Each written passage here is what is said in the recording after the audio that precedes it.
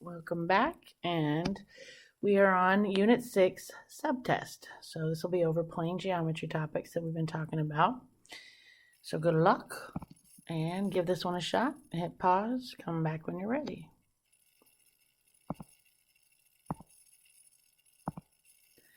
And hopefully you got D. All right, it says angle theta and angle alpha form a linear pair. Linear pair means that whatever it is, it makes a line when you add them together.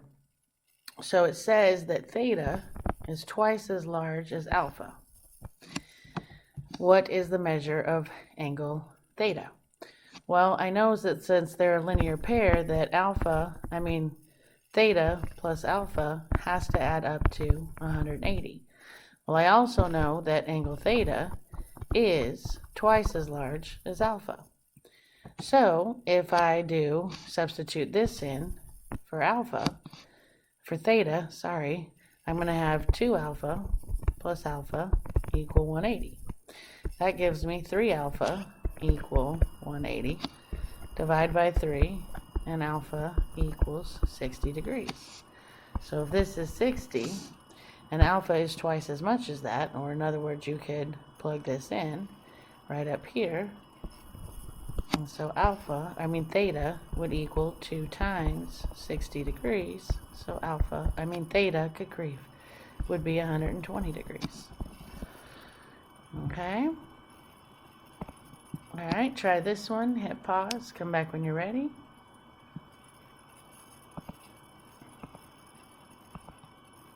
And hopefully you got 144 pi.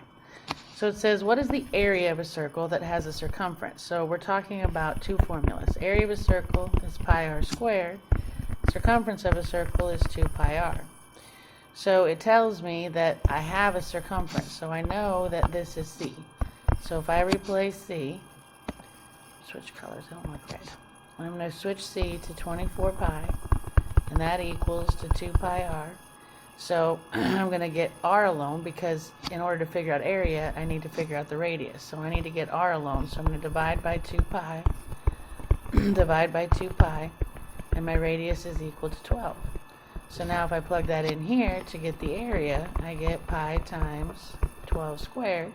And obviously my answers are in terms of pi, so don't use 3.14, just simplify that, and you have area equals 144 pi. Okay. Try this one, hit pause, come back when you're ready.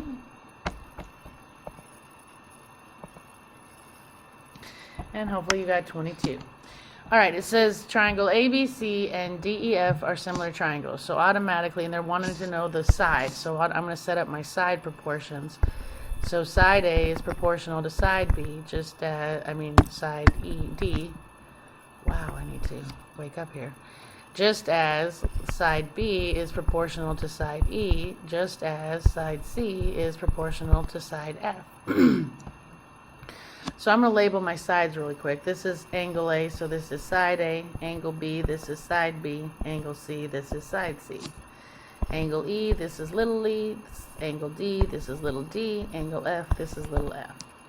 We want to know the longest side of DEF. Well, the longest side of ABC is AC, so since that corresponds to DE, this is the longest side. So I'm looking for little e.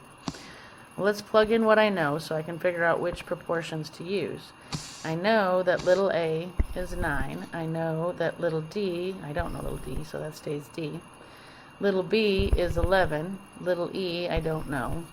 Little c is 7, and little f is 14. I'm looking for little e.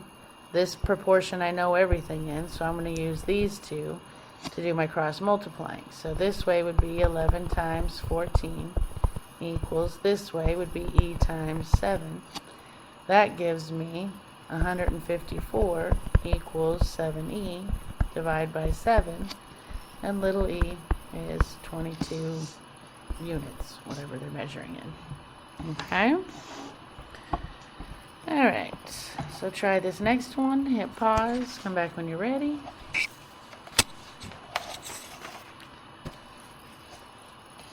And hopefully you got side angle side. Which of the following is a postulate of congruent triangles that could be used to prove that triangle ABC is similar to triangle DEF? Well, angle, angle, side would be two angles and a side. Let's get the ones that don't exist. Side, side angle, that's not even real. And neither is angle, angle, angle. That does not exist. Those do not prove congruent triangles. So if I'm looking here, what I notice is I have a side, an angle, and a side.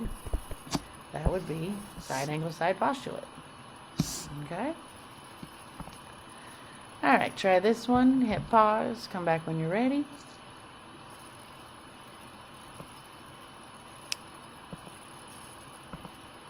And hopefully you got 40 degrees.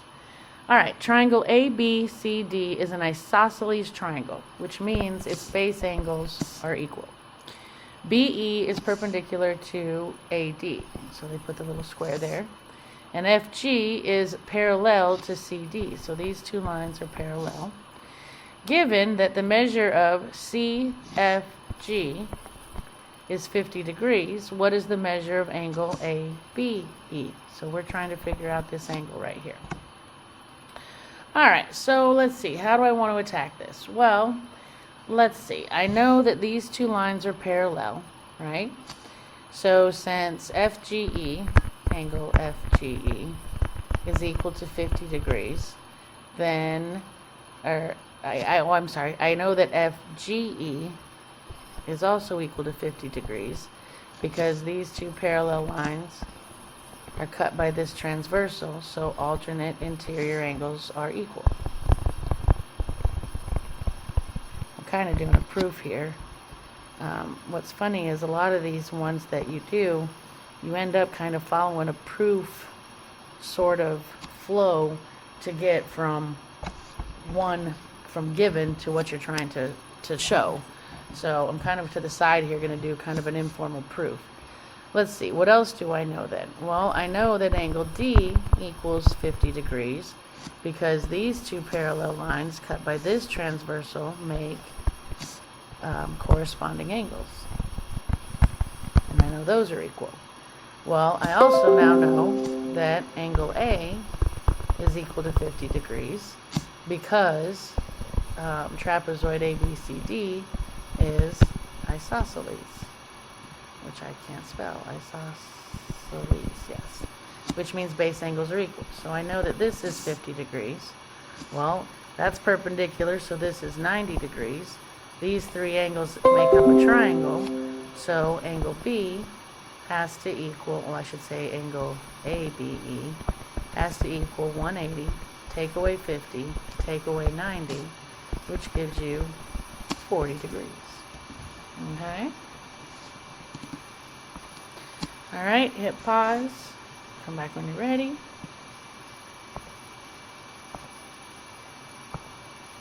And hopefully you got J. It says a single transformation can be used to move triangle ABC directly on top of DEF. What is that transformation? Well, if you did a 90-degree rotation about the origin, that would just turn it on its side. So that would make it look like this. Okay? No, that would flip it over. No, I'm lying. It would lay it on its side, which would make it do something like that. Okay? So that won't work. A reflection across the y-axis, well, that would just reflect it like right there. So, no, that doesn't work. Negative 270 rotation about the origin.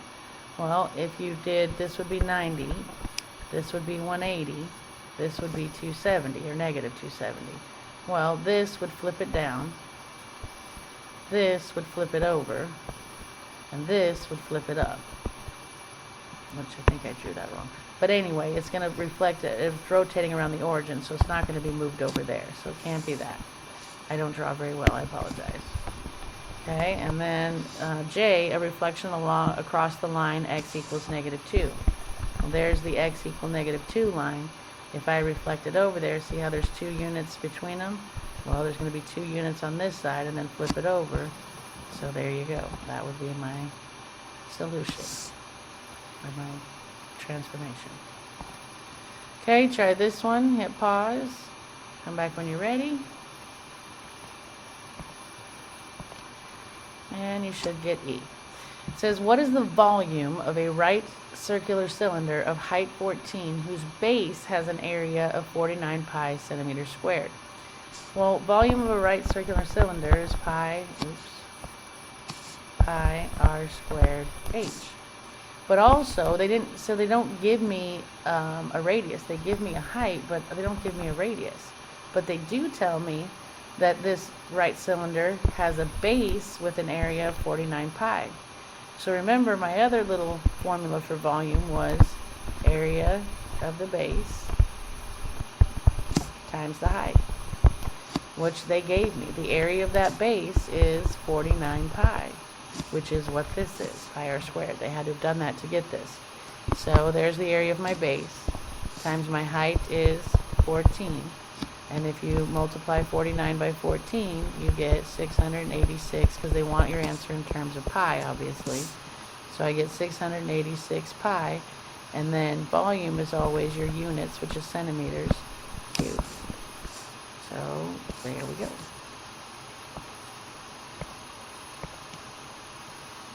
Oops. Oh, see, that one said centimeters squared. Be careful. Huh. I just about picked the wrong one.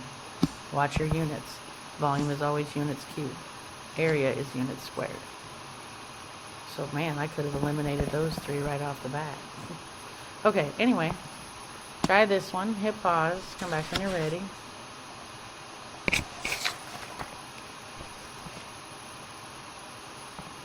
And hopefully you got 115. It says line L is parallel to line M, and they're cut by a transversal. So all of our alternate interior, corresponding, all that stuff is true. It says if measure of angle 1 is 115 degrees, what's the measure of angle 15? Well, again, you kind of follow these almost like a proof. So I can say that angle 1 equals angle 7, which equals 115 degrees, because those are vertical angles. So I know this is 115 degrees. What else do I know? Well, angle 7 has to equal angle 3,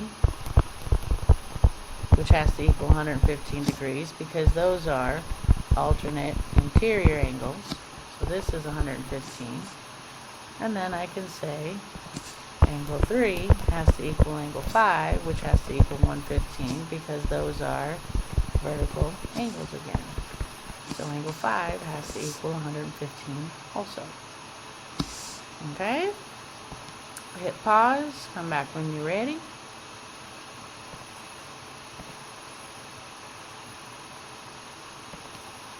And hopefully you got D. Okay, L is parallel to M. S and T are both transversals that cross L and M and intersect line L at point A. What is the measure of angle CAB? So they want me to figure out this angle right here. Well, my plan is, if I can figure out what this angle is, then I could do 180 minus 73 minus this, and it would give me that. So that was kind of my plan. And you could approach this a lot of different ways. Okay, you have, this 73 degree angle, so you could figure out, I don't know, another angle inside. This has to be 180. I mean, you could approach this a lot of different ways. That's just how I looked at it and saw it. Okay, well, let's see. I know that if this is 122 degrees, okay, this has to be a straight line. So those are straight angles. So angle ACB has to equal 180, take away 122, which is 58 degrees, because those make a straight angle. So I know this is 58 degrees. Well, what then I know is, I'm going to draw this in a different color. These two lines are parallel, cut by this transversal. So if this is 58 degrees, then this has to be 58 degrees, because they're alternate interior angles. So angle, I don't know what you want to call that. Alright, there's no letters here to do it. Anyway, that angle is 58 degrees. So, by alternate interior. So, my question mark angle has to be 180, take away 58, take away 73, again, because those make a straight angle. So my question mark angle is 49 degrees. Okay? Try this one. Hit pause. Come back when you're ready. And hopefully you got that. I wouldn't write it like that. I write 3 square roots. This is the same as 3 square roots of 2 over 2. Okay? Alright, so let's see. It says triangle ABC is an isosceles right triangle. So 45, 45, 90. The big triangle is isosceles. Which means that base angles are equal and so are opposite or corresponding sides. Not corresponding sides, but the legs, okay, have to be the same length. Well, it also says that BC equals 3 and that AD is equal to DC. So I know that side angle side, these two triangles are similar. Alright, and what am I trying to figure out? The length of BD. This is what I'm trying to find. Alright, well, since these two sides are equal, okay, these two triangles are congruent, this is a 90-degree angle, okay, because it's got to be perpendicular to the opposite vertex. So that makes this little triangle a 45, 45, 90 right triangle. So if I just draw my little, I'm going to take this one right here and draw it over here to the side. So if this is 45 and this is 45, this is a right angle, which I didn't do a very good job drawing. That's a right angle. So this is 45, this is 45, this is the hypotenuse, that's 3. Well, remember, in a 45, 45, 90, the legs have to be equal, and the hypotenuse is that leg times the square root of 2. Well, I know what this is. I know the hypotenuse is 3, so I know, that x square roots of 2 has to be equivalent to 3. So to figure out what x is, which would be the length of the leg, which is what I want, because this is DC right here, or sorry, this is BD right here. I'm wanting this leg, which is the same as that leg. So to get x alone, I'm going to divide by the square root of 2, and that's it, except for I can't leave a radical in a denominator, so I have to rationalize it, which means multiply the top and the bottom by the square root of 2. That gives me 3 square roots of 2 over the square root of 4, which gives me 3 square roots of 2 over 2. And then they just write it weird. They write 3/2 times the square root of 2. But when you multiply those back together, you get 3 square roots of 2 over 2. Okay? Alright, try this one. Hit pause. Come back when you're ready.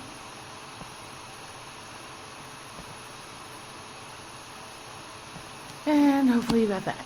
Okay, in the figure below, it says that BD and AE bisect one another, which means this side is congruent to this side. And it also means that this side is congruent to this side, which then we can also say that this angle is equal to this angle because they're vertical angles. So, if by side angle side, I know that those two triangles are congruent. So if I start off with triangle ABC, let's use different colors. A, B, this will be a pain in the butt, C, is similar to triangle, well, what A has to correspond to would actually be, so you gotta picture when you twist, when you try and put CED, when you try and put this triangle on top of this triangle, you just wouldn't fold them together because that would put these two sides together and they don't. It's these two sides. So you're going to have to twist it. Okay? So what that means is that A would really correspond, if maybe I should draw it for you. If I redraw this triangle, but I make it look like that one, put it in the same position, okay? This is C. Okay, so this has to be C, which means that then you would twist it, so E would have to be down here with A, and D would have to be up here with B. Okay, so what that means is triangle A, again, corresponds to D, B corresponds to D, and C corresponds to C. What the heck did I just do? Sorry, A corresponds to E. I don't know why I wrote P. Okay, so those are my congruent triangles. So now to figure out which one of these is true, you just have to play with their letters. If I rewrite these letters in ACB, well, A has to correspond to E, so E has to be first, yes. B corresponds to D.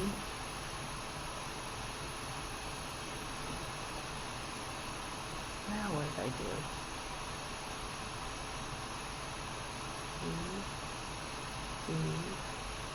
Oh, C, I'm sorry. C corresponds to C. I'm sorry. And then B corresponds to D. So that would work. Okay, this would be true. If I check the second one, it says that A corresponds to D. Well, that's not true because A corresponds to E. So that's false. This one, the third, C says that A corresponds to D. A does not correspond to D. A corresponds to E. This says that B corresponds to E. That's not true. B corresponds to D. This says that C corresponds to C. That's true. But A does not correspond to D, or A corresponds to E. So that one's false. So A has to be true. Okay. All right, try this one. Hit pause. Come back when you're ready.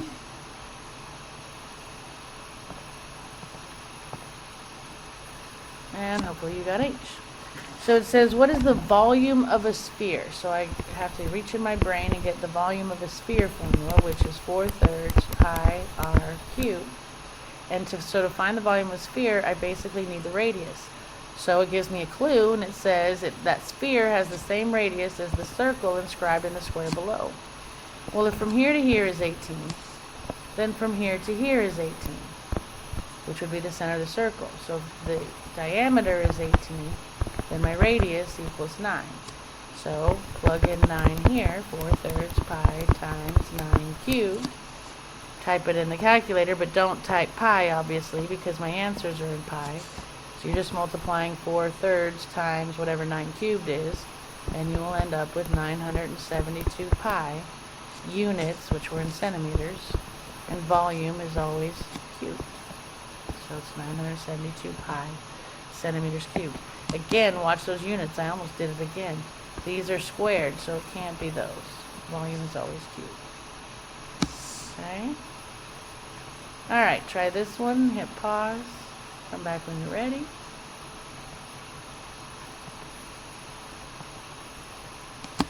And hopefully you got E. Okay, this is a problem that it's going to take a lot longer than a minute to solve. But anyway. Alright, it says triangle ABC. So the big one is an equilateral triangle. Well, equilateral means all angles are equal. And if you split 3 angles into 180, you get 60 degrees each. It says each side having a length of 8 inches. QRS is formed by joining together the midpoints of AB, BC, and CA. What is the area of the shaded region? Well, if this was 8 and these are midpoints, that means this is 4, this is 4, this is 4, this is 4, this is 4, and this is 4. Well, if you look, we can just look at one triangle. Basically, what I'm trying to do is I'm trying to figure out the area of the shaded regions. Well, the shaded region is 3 of those triangles. So if I could find the area of one, then I could just multiply it by 3, and I would have the area of the shaded region. So somehow I've got to figure out a height of one of these small triangles. Okay? Well, the first thing that I can say is that since these two sides are equal, this is also an isosceles triangle. Well, this purple one up here is also an isosceles triangle. Well, since I already know that that angle is 60, then these have to be 60 also. Okay? And this is going to bisect this. So this would have been 4. Okay? So this is going to be 2. And now I can figure out this height because that's a right triangle. So I can say the height of my triangle is equal to leg squared. Oops, that is a leg. Okay, my bad. So my leg squared plus my leg squared has to equal my hypotenuse squared. So I get my leg squared plus 4 equals 16. That stands for height, not hypotenuse. I probably shouldn't have used h, but anyway, the height squared equals 12. So my height equals the square root of 12, which if you simplify that, you get 2 square roots of 3. Because if I break 12 down, by 2 is 6, by 2 is 3, that's 4. The square root of 4 is 2, the square roots of 3. So now I know my height. So the area of one of those little triangles is going to be its base, which is 4, times its height, which is 2 square roots of 3, divided by 2. So that simplifies down to, that's 8 square roots of 3 over 2, which simplifies to 4 square roots of 3. That's the area of one of these triangles. So if one of those triangles has an area of 4 square roots of 3, and I need 3 of those triangles to get the whole shaded area, 3 times 4 would be 12 square roots of 3 units. Area is always units squared. Okay? Alright, try this one. Hit pause. Come back when you're ready.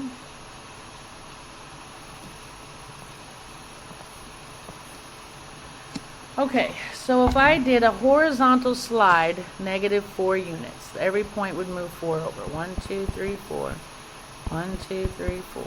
1, 2, 3, 4. So that would be my horizontal slide, -4 units. Then if I reflected across the line y equals 2, again, that's going to flip up over that line, which would be, it's 2 units below, 2 units up, upside right. Whoa. I don't want to do that. Okay, that would slide it over and then flip it up. So yeah, that works. Okay, if you try to check the other ones, okay, if you take triangle ABC, oh, by the way, again, you're transforming triangle ABC. So when I started this problem, I kept trying to slide this one and do it, and I was like, I wasn't ending up with that. And then it took me a minute to read, and I'm moving. Dang it. Sorry, hold on.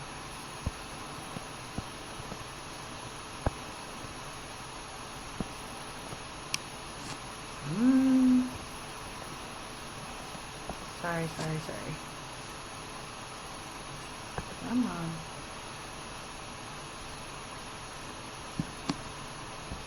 I apologize. Okay, if I tried the other ones, for G, if you tried to do a reflection across the line x equals 2, there's my line x equals 2, so if I reflected across that line, that would flip it 2 away and flip it over. It would be like that. And then if I did a vertical slide of 8 units, that would just move everything up 8 points. 1, 2, 3, 4, 5, 6, 7, 8. 1, 2, 3, 4, 5, 6, 7, 8. 1, 2, 3, 4, 5, 6, 7, 8. That's going to be this, which does not put it on top of there. So G is out. Okay. H, reflect across the line y equal 2. Well, if I reflect it over, that's going to put it here. And then a horizontal slide of 3 over. 1, 2, 3. 1, 2, 3. 1, 2, 3. That puts it right there, which is not quite on top of it. So that don't work. Reflection across the line y equal x. There's y equal x. So if you reflect it over, and I'm not even going to attempt to draw it, that's going to put it like, I don't know, something like that. I'm not even going to attempt to draw it, but it ain't going to be there. Okay, and K, it says do a vertical slide 4 units up. 1, 2, 3, 4, 4. 1, 2, 3, 4. That puts it there, and then rotate 180 degrees about the point 4, 4. Well, if you rotate here, I don't care what you do. If you're rotating around that point, there's always, your rotation is always going to be stuck to that point, and this isn't stuck to that point, so that ain't going to work. So it's got to be X. Okay? Alright, and we are finished. see you next time. We will start Unit 7.